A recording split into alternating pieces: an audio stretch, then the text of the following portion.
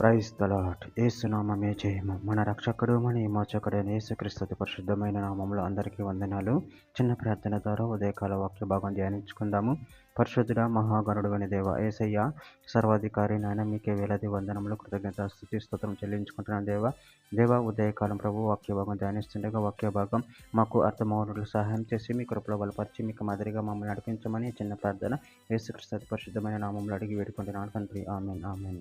సామెతల గ్రంథం 1వ అధ్యాయము 23వ వచనము. నా గద్దింపు విని తిరుగుడి, ఆలకించుడి, నా ఆత్మను మీ మీద కుమ్మరించెదను, నా ఉపదేశం మీకు తెలిపెదను. ఆమె దేవుడి వాక్య భాగం దీవించును గాక. ప్రభు నందు ప్రియులారా, ఇక్కడ వాక్య భాగంలో గమనించినట్లయితే నా గద్దింపు విని తిరుగుడి, ఆలకించుడి, నా ఆత్మను మీ మీద కుమ్మరించుదును, నా ఉపదేశమును మీకు తెలిపెదను. అదేవిధంగా వాక్య భాగంలో గమనించినట్లయితే యెషయా గ్రంథం 55వ అధ్యాయం 6-7 వచనంలో యెహోవా మీకు దొరక కాలమునందు ఆయనను వెదుకుడి, ఆయన సమీపంలో ఉండగా ఆయనను వేడుకొనుడి. భక్తిహీనులు తమ మార్గమును విడవవలెను, దుష్టులు తమ తలంపులను మానవలెను. వారు యెహోవాకు తిరిగిన ఎడల ఆయన వారి యందు జాలిపడును, వారు మన దేవుని వైపు తిరిగిన ఎడల ఆయన బహుగా క్షమించును. హెజ్కేలు గ్రంథం 33వ అధ్యాయం 11వ వచనం. కాగా వారితో ఇట్లనము, నా జీవం తోడు, దుర్మార్గుడు మరణం నొందుట నాకు సంతోషం లేదు. దుర్మార్గుడు తన దుర్మార్గత నుండి మరలి బ్రతుకుట వలన నాకు సంతోషం కలుగును. కాబట్టి ఇశ్రాయేలీయులారా, మనసు త్రిప్పుకొనుడి, మీ దుర్మార్గత నుండి మరలి మనసు త్రిప్పుకొనుడి, మీరెందుకు మరణం నొందుదురు? ఇదే ప్రభువగు యెహోవా వాక్కు. సామెతల గ్రంథం 6వ అధ్యాయం 23వ వచనం.